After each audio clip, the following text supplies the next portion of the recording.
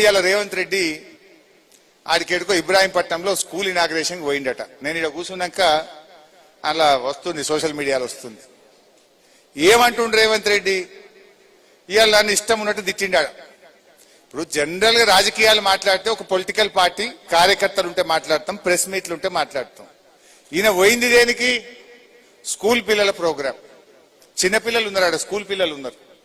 School పిల్లల దగ్గర పోతే ఏం చెప్పాలి మనం? అరే మంచిగా చదువుకోండి, డాక్టర్లు కాండ్రి, ఇంజనీర్లు కాండ్రి, ఫోన్లు వాడకుండ్రి, శ్రద్ధగా వినుండ్రి, స్కూల్ డుమ్మగొట్టకుండ్రి అని మంచి మాటలు చెప్పాలి కదా పిల్లలకు.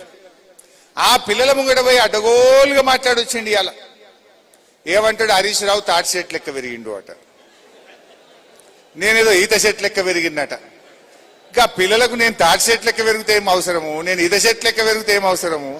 అసలు నువ్వు ముఖ్యమంత్రిగా నా ఎత్తుతో నీకేం పని? ముఖ్యమంత్రి మాట్లాడాల్సిన మాటనా?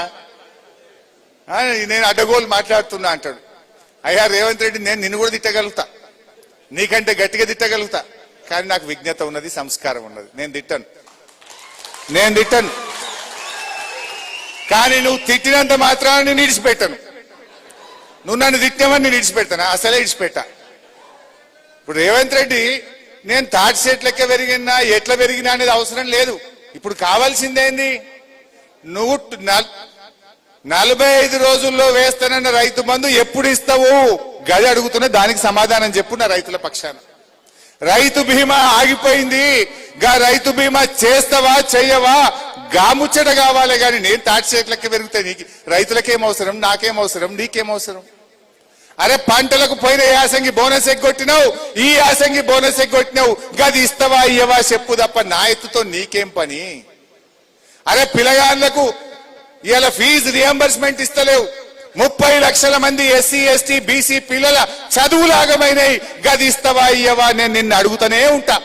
నువ్వు నన్ను తిట్టినా, నా ఎత్తు గురించి అడిగినా, నా పొడుగు గురించి మాట్లాడినా, బిడ్డ ఫీజు రియంబర్స్మెంట్ ఎప్పుడు ఇస్తావో అని నేను నిలదీస్తూనే ఉంటా. మా నిరుద్యోగ యువకులకు మొదటి ఏడాది 2 లక్షల ఉద్యోగాలు ఇస్తా అన్నావు, గది ఇచ్చేదాకా నిన్ను గల్లబట్టి అడుగుతూనే ఉంటా, నేను ఇడిచిపెట్టా.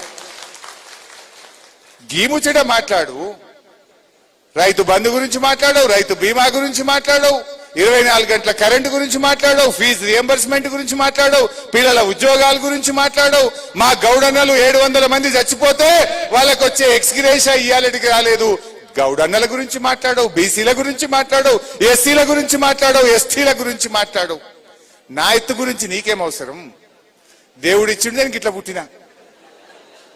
దీన్ని పట్టుకొని మాట్లాడి తప్పించుకుంటా అనుకుంటున్నావా? నువ్వు నన్ను ఎంత తిట్టినా, నన్ను ఎంత గిల్లినా, నేను నీ స్కాములు బయట పెడుతూనే ఉంటా. నీ హామీలు అమలయ్యేదాకా నిన్ను ప్రశ్నిస్తూనే ఉంటా.